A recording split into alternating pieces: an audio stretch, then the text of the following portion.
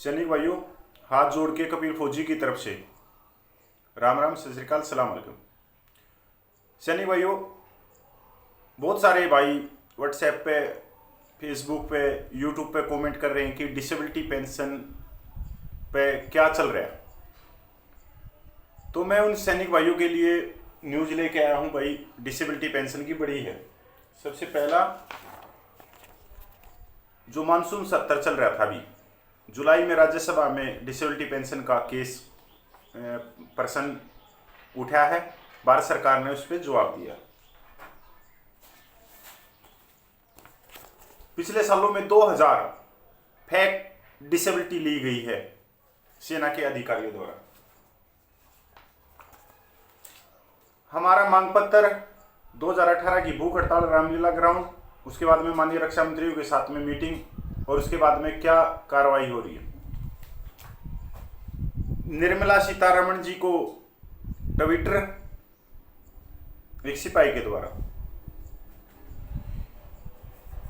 सैनिक भाइयों, disability pension का बहुत पुराना मुद्दा है, और ये मुद्दा ही नहीं है, ये उन विकलांग सैनिकों के मान सम्मान से जुड़ा हुआ है जिन्होंने देश रक्षा करते हुए अपने हाथ, पैर, आंख, कान दे दिए। जो आज बिस्तर पे भी, बहुत सारे सैनिक भाई बिस्तर के ऊपर हैं, वो अपने आप उठ के न पेशाब कर सकते हैं, न टॉयलेट जा सकते हैं, न अपने हाथ से खाना खा सकते हैं। उनके पीछे परिवार के 2 बंदे हमेशा 24 घंटे उनके साथ में रहते हैं, लैट्रिन, पेशाब, खाना खिलाना। और बहुत सारे सैनिक भाई ऐसे हैं जिनकी याददाश्त चली गई, जो बिस्तर के ऊपर हैं, जिनके मुंह से राल टपकती रहती है, बोल भी नहीं सकते, पर उनकी आत्मा बोलती है और वो भारत सरकार से प्रश्न करती है कि जब संविधान ने समानता का अधिकार दिया है तो हमारे साथ में भेदभाव क्यों? क्या हमने अपने जीवते जी ये सम्मान मिल जाएगा? क्या डिसेबिलिटी पेंशन एक सम्मान हो जाएगी? वो सैनिक साथ में ये भी कह रहे हैं कि हमारे को पैसा नहीं चाहिए, हमारे को इंसाफ चाहिए। इंसाफ दो, और इंसाफ दे केंद्र सरकार। राज्यसभा में क्या प्रश्न था उस पर हम बाद में आते हैं। पहले एक बार हम ये देख लेते हैं कि डिसेबिलिटी पेंशन में गैप कितना हो गया, एक सिपाही से लेके एक जनरल तक की क्या डिसेबिलिटी है। ये हमारे मांग पत्र हैं जो लगातार निकलते रहते हैं। तो हमने माननीय प्रधानमंत्री को लिखा, श्रीमान जी, माननीय प्रधानमंत्री जी, हम मांग पत्रों के माध्यम से पिछले 8 सालों से डिसेबिलिटी पेंशन ऑफिसर और जवान की एक बराबर करने की मांग कर रहे थे, और हम इस मुद्दे को मीडिया, सोशल मीडिया पर नहीं उठाना चाहते थे, क्योंकि इस मुद्दे में भेदभाव को लेकर सर्विस कर रहे जवानों का मनोबल टूट सकता है। लेकिन केंद्र सरकार के नकारात्मक रवैये के कारण आज हमें खुले आम सभी प्लेटफॉर्म पर यह मुद्दा उठाना पड़ रहा है, और केंद्र सरकार यह बात अच्छी तरह समझ सकती है कि अब डिसेबिलिटी पेंशन की सच्चाई जानने के बाद सर्विस कर रहे जवान क्या सोचते होंगे। माननीय प्रधानमंत्री जी, अब जवानों का जोश और हौसला बढ़ाने की जिम्मेदारी केंद्र सरकार की है, और केंद्र सरकार डिसेबिलिटी पेंशन ऑफिसर और जवानों की एक बराबर करके यह काम कर सकती है। माननीय प्रधानमंत्री जी, अगर देश की रक्षा करने की जिम्मेदारी जवानों की है तो जवानों की पे, पेंशन, दूसरी सुविधाएं देने की जिम्मेदारी केंद्र सरकार की बनती है। माननीय प्रधानमंत्री जी, 7 पे कमीशन में ऑफिसर की नॉर्मल डिसेबिलिटी पेंशन 75,870 रुपये, और एक जवान की नॉर्मल डिसेबिलिटी पेंशन मात्र 9,000 रुपये। आप लोग भली बात ही जानते हो इस बात को। माननीय प्रधानमंत्री जी, 7 पे कमीशन में ऑफिसर की war injury invalid out disability pension 2,52,900 रुपये, और एक जवान की war injury invalid out disability pension मात्र 18,000 रुपये महीना। माननीय प्रधानमंत्री जी, इसका मतलब निकलता है कि अगर एक ऑफिसर दफ्तर के बाथरूम में गिरकर डिसेबल्ड हो जाता है तो उसको 75,870 रुपये महीना डिसेबिलिटी पेंशन दी जाएगी, और वहीं एक जवान जो बॉर्डर पर पाकिस्तानी सेना से लड़ते हुए 30 गोलियां खाने के बाद डिसेबल हुआ को मात्र 18,000 रुपये महीना डिसेबिलिटी पेंशन दी जाएगी। सही में मेरा देश मान है। माननीय प्रधानमंत्री जी, देश ने यूएनए में ह्यूमन राइट एक्ट बनाकर जमा करवाया कि हमारे देश में किसी भी व्यक्ति के साथ बेइंसाफी नहीं की जाती, और देश में सभी देशवासियों के लिए बराबर का हक है। हमारे देश ने यूएनए में डिसेबिलिटी एक्ट 1995 में जमा करवाया कि इंडिया में सभी डिसेबिलिटी व्यक्तियों के बराबर सुविधाएं दी जाती है और डिसेबिलिटी व्यक्तियों के साथ किसी तरह का भेदभाव नहीं होता। माननीय प्रधानमंत्री जी, शरीर की कीमत सभी के लिए एक जैसी होती है, जवान हो या ऑफिसर। ऐसा तो नहीं है कि ऑफिसर का शरीर हीरे जवाहरात का बना है और जवान का शरीर मिट्टी लोहे का बना हो। हम सर्विस पेंशन में जवान और ऑफिसर में निश्चित अनुपात में अंतर को मानते हैं, लेकिन यहाँ बात डिसेबिलिटी पेंशन की हो रही है जो सभी को एक बराबर मिलनी चाहिए। वैसे भी जिस तरह से इस समय भारत सरकार डिसेबिलिटी पेंशन दे रही है, यह जवानों के ह्यूमन राइट का घोर हनन है। श्रीमान जी, हमारे कानून के अनुसार अगर डिसेबिलिटी व्यक्ति को पेंशन या गुजारा भत्ता दिया जाता है तो वह सभी डिसेबिलिटी व्यक्तियों को एक बराबर परसेंटेज के हिसाब से दी जाएगी। ऐसा हर एक स्टेट में लागू भी है और हर एक स्टेट अपंगता भत्ता बिना किसी भेदभाव के डिसेबिलिटी की परसेंटेज के हिसाब से देती है। श्रीमान माननीय प्रधानमंत्री जी, भारतीय सेना के जवान भी भारतीय कानून के अंतर्गत आते हैं और उन्हें भी यह अधिकार प्राप्त है। श्रीमान जी, डिसेबिलिटी पेंशन शारीरिक अपंगता के आधार पर दी जाती है, उसमें रैंक और सर्विस की लंबाई का कोई आधार नहीं बनता। लेकिन भारतीय सेना से डिसेबिलिटी पेंशन आए सैनिकों को डिसेबिलिटी पेंशन उनकी डिसेबिलिटी की परसेंटेज के आधार पर नहीं बल्कि रैंक और सर्विस की लंबाई के आधार पर दी जाती है। माननीय प्रधानमंत्री जी, क्या केंद्र सरकार को लगता है कि सेना के ऑफिसर कंधे पर टैंक रख कर लड़ते हैं? माननीय प्रधानमंत्री जी, क्या केंद्र सरकार को लगता है कि सेना के ऑफिसर कंधे पर टैंक रख कर लड़ते हैं और जवान निठल्ले हैं, जो जवान और ऑफिसर की डिसेबिलिटी पेंशन में इतना बड़ा गैप कर डाला? माननीय प्रधानमंत्री जी, हम नीचे सिवन पे कमीशन में डिसेबिलिटी पेंशन की डिटेल और ऑफिसर जवानों के बीच डिसेबिलिटी पेंशन का अंतर निकालकर आपको भेज रहे हैं। ऑफिसर की disability basic pension 2006, MOD letter number 16/6/2018, D pension policy date 4 मई 2009। भाई six pay commission normal rate 100% disability pension officer को 5880 रुपये मिलती थी 6 पे कमीशन में। एक रैंक एक पेंशन सर्कुलर नंबर 555 में बढ़कर होगी 27,000 रुपये। 2.81 का फार्मूला दिया गया 7 पे कमीशन में, तो पेंशन होगी 75,870 रुपये। 5880 रुपये से बढ़कर 75,870 रुपये, कुल बढ़ोतरी हुई 69,990। वार इंजरी 100% डिसेबिलिटी पेंशन एक ऑफिसर की 6 पे कमीशन में बनती थी 11,760 रुपये। एक रैंक एक पेंशन 555 नंबर सर्कुलर बढ़कर हो गई 54,000 रुपये। 7 पे कमीशन में 2.81 से का फार्मूला दिया गया तो बढ़कर होगी 1,51,740 रुपये। 11,760 से बढ़कर 1,51,740 रुपये, टोटल बढ़ोतरी हुई 1,39,980 रुपये की। War injury 100% invalid out of disability pension एक ऑफिसर 2006 पे कमीशन में ले रहा था 11,760 रुपये 2009 के करीब। एक रैंक एक पेंशन 555 सर्कुलर नंबर से होगी 90,000 रुपये। 7 पे कमीशन का फार्मूला दिया गया 2.81, तो टोटल होगी 2,52,900 रुपये। बढ़ोतरी हुई 2009 से लेकर 2016 तक 2016 के पे कमीशन तक 2,41,140 रुपये। ये तो ऑफिसर की बढ़ोतरी है कि ऑफिसर फिलहाल जो war injury 100% invalid out disability pension है वो 2,52,900 रुपये ले रहा है। अभी जवान का भी देख लेते हैं एक बार। जवान डिसेबिलिटी बेसिक पेंशन इन 2006 एमओडी लेटर नंबर 16/6/2008 6 पे कमीशन में जवान की जो डिसेबिलिटी नॉर्मल थी वो थी 3,510 रुपये। 1 रैंक 1 पेंशन में कोई बढ़ोतरी नहीं हुई। 2.57 का 7 पे कमीशन में फार्मूला मिला जो अभी फिलहाल 9,000 रुपये जो ले रही। वार इंजरी 100% डिसेबिलिटी पेंशन 2006 के पे कमीशन में थी 7,020 रुपये। 1 रैंक 1 पेंशन में कोई खास बढ़ोतरी नहीं, वही सेम 7,020 रुपये गुना 7 पे कमीशन का फार्मूला 2.57 18,000 रुपये। हमारी मांग है कि माननीय प्रधानमंत्री जी की डिसेबिलिटी पेंशन आए जवानों को ऑफिसर के बराबर डिसेबिलिटी पेंशन दी जाए, जैसा कि अमेरिका और दूसरे देशों में। श्रीमान जी, हम आपको यह नहीं कह रहे कि आप जवानों को 1 लाख या 2 लाख डिसेबिलिटी पेंशन दे। हमारी मांग है कि डिसेबिलिटी पेंशन चाहे 20,000 ही दी जाए, लेकिन वह जवान और अफसर के लिए बराबर होनी चाहिए। हमें पैसा नहीं, हमारे इंसाफ चाहिए माननीय प्रधानमंत्री जी। ये चलते हैं दूसरी रिपोर्ट के ऊपर भाई। पहले दिनांक 16 दिसंबर 2014 को DGAFMS director general armed force medical service, director general lieutenant general BK Chopra, आप ये पत्र बड़ा वायरल भी हुआ है और इसके ऊपर बहुत सारी न्यूज है। द टाइम्स में, द बिजनेस में, द हिंदू में, आज तक में, बहुत से। आप गूगल के ऊपर आप जाओगे तो बहुत सारी आपको न्यूज मिलेगी।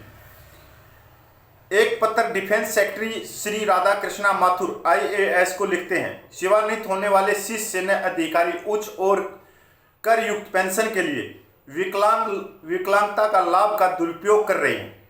लेफ्टिनेंट जनरल BK चोपड़ा आगे कहते हैं अपने पत्र में, बिल्कुल फिट जर्नलों, एडमिरलों और एयर मार्शलों की अलार्मिंग ट्रेड के बारे में चेतावनी देते हुए कहा कि वे खुद को निचली चिकित्सा श्रेणी में लाकर कल्याणकारी उपायों का फायदा उठा रहे हैं। जनरल चोपड़ा डिफेंस सेक्रेटरी को आगे कहते हैं, मैंने आपको सेवाओं में विकसित होने वाली प्रवृत्ति से अवगत कराना चाहूंगा, जिसमें विकलांगता पेंशन के दावों के संबंध में लेफ्टिनेंट जनरल और प्रमुख जनरल और उनके समक्ष के वरिष्ठ अधिकारियों द्वारा प्राथमिकता से आगे खड़े होकर मेडिकल कैटेगरी मांगते हैं।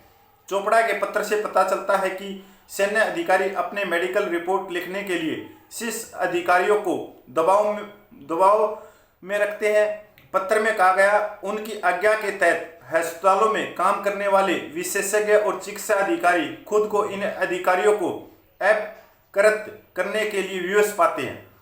रिकॉर्ड की एक विस्तृत जांच से पता चलता है कि 2006 से पहले शायद ही किसी शीर्ष अधिकारी ने विकलांगता पेंशन का दावा किया था, लेकिन 2015 तक उसमें से 28% का लाभ का दावा कर रहे थे और आज के दिन 70% से 80 के बीच इस दावा कर रहे हैं। ये कहते हैं कि 2006 के बाद में ऑफिसर रैंक ने मेडिकल कैटेगरियों का लाभ लेने के लिए इसमें बढ़ोतरी हुई है। फिर हम देखते हैं 5th पे कमीशन, 4th पे कमीशन में उस समय जवान और ऑफिसर की पेंशन में ज़्यादा गैप नहीं था। जहां ऑफिसर 450 रुपये मेडिकल पेंशन मिलती थी तो जवान को 250 रुपये मिलती थी। और उस समय ऑफिसर मेडिकल कैटेगरी नहीं लेते थे। 2006 से पहले जवानों को मिलती थी, क्योंकि जवान ज़्यादा जोखिम में काम करते हैं, बॉर्डरों पे काम करते हैं, ऑपरेशनों में काम करते हैं। तो इन्होंने ये जो पत्र लिखा था, ये डिफेंस सेक्रेटरी को लिखा था कि इस तरह का एक भ्रष्टाचार चल रहा है, जहाँ पे बड़े बड़े general, colonel, brigadier, lieutenant general दबाव बनाते हैं मेडिकल अफसरों पे कि हमारे को मेडिकल कैटेगरी दो। आगे चोपड़ा ने साफ लिखा पत्र में, मैं यह दोहराना चाहूँगा कि विकलांगता पेंशन जो चल फिर नहीं सकते, जो अंधे, दोनों पैर हाथ नहीं है, उन घायल जवानों के लिए जीवन रेखा के लिए आर्थिक मदद है, पर व्यक्तियों ने घायल जवानों से छीनकर कर युक्त आय का स्लेब बना दिया। उन्होंने कहा कि अफसर ज़्यादातर पुराने ऑस्टियो और ऑर्थोराइटिस, स्पोर्डिलोसिस, डायबिटीज और हाइपरटेंशन जैसी बीमारियों से ग्रस्त हैं। जो बीमारियां जो सांस लेना, दमा है, हाइपरटेंशन, मानसिक, मतलब इस तरह की खुजली होगी, खाज होगी, इन चीज़ों की डिसेबिलिटी पेंशन। चोपड़ा ने पत्र से बताया कि सेना अधिकारी विकलांगता पेंशन के अलावा वरिष्ठ अधिकारी एक और चिकित्सा प्रावधान का लाभ भी उठाते हैं। और इसमें कहा गया कि शेष 1 में सेवानिवृत्त होने वाले शीर्ष अधिकारी विकलांगों के लिए पद निर्वृत्त दाव को प्रस्तुत कर रहे थे। वे सेवा में रहते हुए अनुबंधित होने का दावा करते हैं। इसके अलावा इस प्रावधान का दुरुपयोग कुछ दिग्गज अधिकारियों द्वारा किया जा रहा था, जिन्होंने पैरों में कांस, खाज, खुजली, त्वचा विकार और कम सुनाई देना जैसी बीमारियों के लिए विकलांगता का लाभ का दावा किया। आप सोच सकते हो कि ये डिसेबिलिटी पेंशन लेने के लिए अफसरों में इतनी झटमार क्यों माची गई, क्योंकि ये पेंशन 2,52,000 है, जबकि सर्विस पेंशन इससे कम है। उसके बाद में मेरे पास में कुछ न्यूज़पेपरों की रिपोर्टिंग है, तो मैं आपको बताता हूँ वो भी, तो आपके होश उड़ जाएंगे। हिंदुस्तान टाइम्स में दिनांक 18 अक्टूबर 2016 को एक खबर छपी। खबर की हेडलाइन ही भ्रष्टाचार से शुरू की गई। सेवानिवृत्त सैन्य अधिकारी ने विकलांगता का लाभ का दुरुपयोग किया। सैन्य चिकित्सा सेवा विंग ने सरकार को 2 साल पहले चेतावनी दी थी कि वे बिल्कुल फिट जनरल एडमिरलों और एयर मार्शलों की खतरनाक प्रवृत्ति के बारे में कहे, जो स्वयं को निम्न चिकित्सा श्रेणी में लाकर कल्याणकारी उपायों का फायदा उठा रहे। इसके अंदर आप देखोगे कि सेवा विंग, चिकित्सा सेवा विंग ने सरकार को 2 साल पहले चेतावनी दे दी थी। चेतावनी कौन सी? जो मैं अभी पत्र पढ़ रहा था, उसके बाद में 2 साल के बाद में ये खबर आती है हिंदुस्तान टाइम्स में। दिनांक 24 अक्टूबर 2016 इंडियन एक्सप्रेस में खबर छपी कि 2006 से 2014 के बीच बड़ी संख्या में सेना अधिकारियों की नॉन फाइटिंग कोर्स से संबंधित विकलांगता चिकित्सा ग्रेडिंग हो रही है, जिसमें काफी संख्या में सेना के अधिकारी विकलांगता पेंशन से सेवानिवृत्त हो रहे हैं। चोपड़ा जनरल के पत्र का हवाला देते हुए बताया कि बड़ी संख्या में मेजर जनरल और लेफ्टिनेंट जनरलों को सेवानिवृत्त पर विकलांगता पेंशन दी जा रही थी। दी इंडियन एक्सप्रेस किए गए दस्तावेज जो CGDA पत्र ने बताया कि 2016-2014 में विकलांगता के असामान्य रूप से बड़ी संख्या में पेंशन पाने वाले सैन्य के अधिकारी हैं, और यह क्या करते हैं कि विकलांगता पेंशन पाने के लिए जीवन शैली लाइफस्टाइल की बीमारियों को आगे करते हुए पेंशन को ले जाते हैं। जीवन शैली की बीमारियों को सैन्य सेवा शर्तों से नहीं जोड़ा जा सकता। जीवन शैली की बीमारियां वो है ज़्यादा सिगरेट पीना, ज़्यादा दारू पीना, या ज़्यादा गुटखे खा लेना, या ज़्यादा 24 घंटे शेयर मार्केट के अंदर बेगर काम करके शेयर मार्केट के अंदर कंप्यूटर खोल के मानसिक रूप से अपने आप को बीमारियों के अंदर घेर लेना। मतलब जीवन शैली की बीमारियां जो चलती थी, डायबिटीज, शुगर, फलाना धक्कड़, ये चीज़ें होती हुई। दिनांक 19 अक्टूबर 2016 में फर्स्ट पोस्ट में लेख आता है कि इसमें भी बड़े अच्छे तरीके से चोरों के बारे में पूरी महाभारत लिखी गई है। ANI एवं आज तक मीडिया में छपे लेख के अनुसार 2000 अफसरों ने डिसेबिलिटी पेंशन पिछले 2 सालों में प्राप्त करी। पिछले 2 सालों में कौन सी अफगानिस्तान या सीरिया की लड़ाई में गए थे सेना फौजी अफसर? तो क्या सिर्फ सेना के कर्नल जनरल गए थे? अगर कोई ऐसी लड़ाई लड़ी थी कि 2000 अफसरों को डिसेबिलिटी मतलब पिछले सालों में मिली, तो भाई ऐसी कौन सी लड़ाई लगी थी अफगानिस्तान या सीरिया में कि उसमें सिर्फ अफसर ही गए थे? पिछले 2 सालों में जो इतनी भारी मात्रा में अफसरों ने डिसेबिलिटी पेंशन प्राप्त करी। डिसेबिलिटी पेंशन से पीछा छुड़ा रही सेना पर अफसरों में बड़ा ट्रेंड। पिछले 2 सालों में ब्रिगेडियर और मेजर जनरल समेत अन्य रैंक के 2000 से ज्यादा सेना अधिकारियों को डिसेबिलिटी पेंशन बांटी गई। डिसेबिलिटी पेंशन को इनकम टैक्स के दायरे से भी बाहर रखा गया है। सेना में डिसेबिलिटी पेंशन पाने वाले अधिकारियों की संख्या में लगातार इजाफा हो रहा है। पिछले 2 सालों में ब्रिगेडियर और मेजर जनरल समेत अन्य रैंक के 2000 से ज्यादा सेना अधिकारियों को डिसेबिलिटी पेंशन बांटी गई। साल 2018 में 52 ब्रिगेडियर और इससे ऊंची रैंक के अधिकारियों के साथ कर्नल रैंक से नीचे के 977 अधिकारियों को डिसेबिलिटी पेंशन का लाभ मिला। इससे पहले साल 2017 में 35 ब्रिगेडियर और इससे ऊपर के रैंक के अधिकारियों के साथ 960 जूनियर अधिकारियों को डिसेबिलिटी पेंशन का लाभ मिला। आपको बता दें कि जिन अधिकारियों को डिसेबिलिटी पेंशन मिलती है उनको अपने समक्ष रिटायर्ड अधिकारियों से ज्यादा मुआवजा मिलता है। आगे ना वही बात जो मैं कह रहा था। सेना ने अपना रुख साफ करते हुए कहा कि जब राष्ट्र की सुरक्षा की चुनौतियां बढ़ रही है, उस समय सैन्य अधिकारियों के बीच डिसेबिलिटी पेंशन की मांग तेजी से बढ़ना बेहद चिंताजनक है। चिंताजनक नहीं है, खतरनाक है। सेना ने कहा कि अगर इस ट्रेंड को अभी रोका नहीं गया तो यह चिंताजनक हो जाएगा। इसकी वजह यह है कि सेना में डिसेबल्ड अधिकारियों की संख्या इतनी नहीं है जितने लोग डिसेबिलिटी पेंशन का दावा कर रहे हैं। आगे भाई ये आप लोगों को ये आगे ये बात तो सामने ये मैं बताता हूँ भाई ट्विटर के बारे में और राज्यसभा के जो राज्यसभा में प्रश्न उठा है। जो भाइयों इससे पहले एक बात और रखना चाहता हूँ कि अपने स्वर्गीय जनरल विपिन रावत जी ने भी डिसेबिलिटी पेंशन के ऊपर बोला था कि इसका ट्रेंड बहुत ही ज़्यादा बढ़ रहा है और ऑफिसर बहुत ज़्यादा डिसेबिलिटी पेंशन ले रही है। और अखबारों में भी यही लिखा गया है कि अगर जो कोई डिसेबिलिटी पेंशन से ऑफिसर रिटायरमेंट होता है वो अपने समस्त के रैंक से ज़्यादा पेंशन और मुआवजा लेके आता है और वो टैक्स फ्री भी होता है। सब कुछ आप लोगों को मालूम है, पिछले सालों में टैक्स भी लगा है, इसी बात पे लगा। और माननीय स्वर्गीय विपिन रावत जी ने बोला भी था कि भाई इसके ऊपर हम ठोस कदम उठाएंगे, पर उठाया नहीं। अभी आते हैं जवान भाइयों, राज्यसभा के अंदर भारत सरकार रक्षा मंत्रालय भूतपूर्व सैनिक कल्याण विभाग ने उत्तर दिया है। आंतरिक प्रश्न संख्या 40 है। 18 जुलाई 2022 को यह उत्तर प्रश्न किया गया था। यह किया गया था माननीय सांसद श्री नीरज डांगी के द्वारा। विकलांगता पेंशन, विगत 5 वर्षों मौजूदा वर्ष के दौरान कुल कितने रक्षा कर्मियों को विकलांगता पेंशन प्राप्त की गई? तो भाई इसमें आंकड़े बहुत ही करने वाले हैं। तो वही जो आंकड़े हम बता रहे थे कि पिछले हम 2-3 साल की रिपोर्ट देखें तो 2085 ऑफिसरों ने डिसेबिलिटी पेंशन से सेवानिवृत्त हुई। एक चीज और भी है, अगर कोई सेना सेवा के दौरान कोई जवान डिसेबल हो जाता है तो उसकी नौकरी अगर 6 साल होगी, 9 साल हो, 11 साल होगी, आप पिछले सालों से देख रहे हैं कि उनको सेलेक्टेड अपॉइंटमेंट के बहाने उनको घर भेज दिया जाता है। वहीं पर अगर कोई ऑफिसर को शुगर या दम चढ़ गया, दमे की बीमारी हो गई, तो उनको भाई सेना और सेलेक्टेड अपॉइंटमेंट दे के 60 साल की नौकरी करवा रही है। ये बातें भाई माननीय रक्षा मंत्री को मैंने ट्विटर किया, उसका लिंक भी डाल दूंगा। तो हमारी एक भूख हड़ताल हुई थी नवंबर 2018 में, रामलीला ग्राउंड में 13 दिन भूख हड़ताल पे बैठे थे।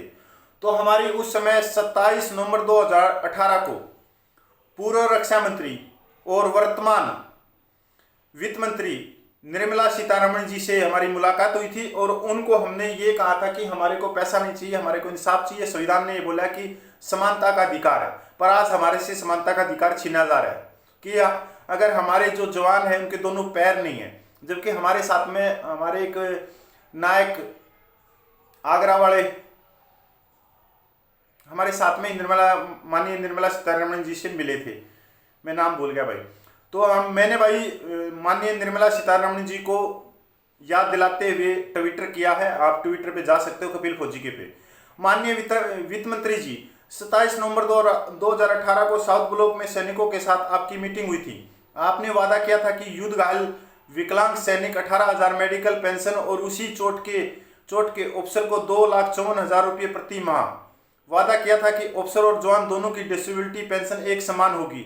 4 साल होने को आए हैं पर आज तक आपकी तरफ से युद्ध घायल विकलांग सैनिकों को न्याय नहीं मिला है। यह संविधान का दिया समानता के अधिकार के विरुद्ध भेदभाव शोषण है। सेना में जहां डिसेबिलिटी पेंशन लेने के लिए ऑफिसर्स द्वारा भ्रष्टाचार बढ़ रहा है, वहीं देशवासियों के टैक्स पेयर के पैसे को हड़पने के लिए झूठी डिसेबिलिटी कागजातों के द्वारा ली जा रही है। इसका मुख्य कारण ऑफिसर की डिसेबिलिटी पेंशन 2,54,000 रुपये प्रति माह है, जो उनकी सर्विस पेंशन से ज़्यादा है। 2018 से बात करें तो 2,000 से ज़्यादा डिसेबिलिटी पेंशन लेके ऑफिसर रिटायरमेंट हुए हैं, जो प्रमुख मीडिया अखबारों में भी छपी है। वित्त मंत्री जी, आपसे सैनिकों को ज़्यादा न्याय की उम्मीद तो नहीं है, पर फिर भी न्याय मांगते हैं कि आप सेना में डिसेबिलिटी पेंशन पर कोई ठोस कार्रवाई करेंगी और सेना में डिसेबिलिटी पेंशन के बढ़ते भ्रष्टाचार को रोकने के लिए उचित कदम उठाएंगी। आपका बहुत बहुत धन्यवाद होगा। आप सोचते होंगे कि भाई हमने माननीय वित्त मंत्री जी को ये ट्विटर मैंने क्यों किया, तो भाई जो भी फाइल जाती है वो वित्त मंत्रालय में ही जाती है। तो वित्त मंत्री को ये पता होना चाहिए कि जो देश का टैक्स पेयर का पैसा है वो किस तरह से बंदरबाट हो रहा है, पहली बात। क्योंकि वित्त मंत्रालय से ही आपकी पेंशन, सारा बजट जो भी होता है वित्त मंत्रालय से ही पास होता है। जो डिसेबिलिटी पेंशन के ऊपर जो टैक्स लगाया गया वो भी वित्त मंत्रालय की तरफ से ही लगाया गया था, पर उस जो टैक्स लगाया गया उस स्लैब में जवान जेसीओ रैंक नहीं आता, क्योंकि उनकी डिसेबिलिटी पेंशन इतनी नहीं बनती। ये बात आते हैं अगली बात पे। देखो जवान भाइयों, अभी हमारे पास में क्या है भाई, ये एक सोशल मीडिया है। मैं जितनी आवाज उठा सकता हूँ उसके थ्रू उठा सकता हूँ, कोई धरना प्रदर्शन कर सकता हूँ, लेटर लिख सकता हूँ, सब कुछ कर सकता हूँ। पर आप भी तो सोचो, आप घर में बैठे हो, आपने कोट टाई वाले ऐसे फेक यूट्यूबियों के सब्सक्राइब कर दिए 9 लाख 10 लाख, जबकि मैं दिल खोल के ये बताता हूँ सच्चाई कि मेरे को इससे मिलता क्या है, क्या नहीं मिलता है, क्या मैंने इससे कमाया। मैंने जो कुछ कमाया है मैंने सैनिकों का भाईचारा कमाया। आप भी तो देखो, आप घर में रहते हो, आप जो वीडियो आते हैं, आप किसी को बोलते हो बड़ा वीडियो, किसी को बोलते हो छोटा वीडियो है। जब हमारी मांग ही बहुत बड़ी है तो वीडियो ऑटोमेटिक बड़े होंगे। और सोशल मीडिया क्या है कि इंटेलिजेंस, भारत सरकार की एजेंसियां वो हमारी बात को पकड़ती है कि कि इस डिपार्टमेंट की बाहर क्या बातें चल रही है, केंद्र सरकार के कर्मचारियों की, रेलवे वालों की क्या बात चल रही है, सैनिक समाज की बात क्या चल रही है, सैनिक क्या मांग कर रही हैं, तो वो बात हमारी पूछ ही नहीं रही। और अगर पूछ रही है तो वो फैक्ट यूट्यूब है जिनके आपने लाखों करोड़ों सब्सक्राइब कर दिए, वो फालतू की वीडियो लेके आते हैं, आज ये फैसला आ गया, वो फैसला आ गया, ये आ गया, और जवान वहां देख लेते हैं उनके 1-1 डेढ़ लाख रुपये। और कोई मेरा जैसा ईमानदार है, और भाई मेरा जैसा कोई ईमानदार जो सैनिकों के मान सम्मान की लड़ाई लड़ रहा है, उसको यहाँ गालियां मिलती हैं कि तू कौन है, तू कौन है। जबकि भाई मैं तो इतनी बार तो रक्षा मंत्री के साथ में मिल लिया, धरना प्रदर्शन मैंने कर लिया। अगर मेरे जैसे पूरे देश में 100, 200, 400 भी सैनिक भाई हो जाए अलग अलग जगह, तो बताओ क्या अभी तक ये मांगे सारी पूरी नहीं हो सकती? पर नहीं भाई, हमारी बहुत सारी गलतियां हैं। हमने अच्छे व्यक्ति को कभी आगे बढ़ाया ही नहीं, हमने उसकी लातें खींच के उसको पीछे भगाया और झूठों को आगे किया। जबकि मैं झूठ न तो बोलूंगा किसी चीज को चढ़ाने के लिए, जिस तरह के वो वीडियो लेके आते हैं, मैं आप ये सोचो कि क्या मैं वो वीडियो नहीं बना सकता क्या, वो गुमराह करने वाले। अरे अच्छा तो पैसा खासा मिलता है, एक पर्दा मैंने पीछे लाके लगाना है, पर उससे हमारी जवानों की मांग तो पूरी नहीं हुई, उससे हमारा समानता का अधिकार तो नहीं मिला। तो भाई डिसेबिलिटी पेंशन पे ये चल रहा है, अभी देख लो आप क्या। तो आज का वीडियो भी यही है कि भाई आप भी थोड़े जागरूक हो कि मैंने पुरानी चीज से उठा के नई चीज तक लेके आया हूं आपको कि क्या था क्या नहीं था, 5th पे कमीशन में क्या था, और यही चीजें भारत सरकार तक जानी चाहिए। ये था कि आज फिर हमने आवाज उठाई है। ये भाई बोलेंगे कि आज की आवाज उठाने से क्या होगा? अरे आवाज उठाने से हम तो नहीं भूले ना उस आवाज को। सबसे बड़ी बात है कि जब हम ही भूल गए तो सरकार तो ऑटोमेटिक भूल जाएगी, तो हमने नहीं भूलना। सरकार चलो भाई देर है अंधेर नहीं है, कभी ना कभी तो जागेगी। जब 200-250 साल में आजादी मिली थी तो सरकार भी जागी कि इससे मनोबल तोड़ने की जरूरत नहीं है, और जब संघर्ष ही करना है तो एकदम कैसे मिल जाएगी कोई चीज। संघर्ष उसी का तो नाम है ना कि संघर्ष करेंगे, संघर्ष के अंदर बहुत सारी कठिनाइयां मिलेंगी, जेल में जाना पड़ेगा, मुकदमे दर्ज होंगे, पुलिस की लाठियां खानी पड़ेगी, तभी तो संघर्ष का नाम होगा, तभी तो आगे चल के कोई हमारी बात करेगा। समाज में बैठने के बाद भी उन्होंने बहुत बड़ा संघर्ष किया था। जय हिंद, वंदे मातरम। अगर आपको मेरे पे थोड़ा भी विश्वास है तो भाई अपने इस चैनल को सब्सक्राइब करो, इसको ताकत बनो और इसको एक दूसरे के पास में फैलाओ और उनको बताओ कि भाई ये भाई बहुत ही अच्छी बात उठाता है और अपने मान सम्मान के बात उठाता है, फालतू बात में नहीं उठाता कि ये है वो है। चलो भाई, जय हिंद, वंदे मातरम, जय भारतीय सेना।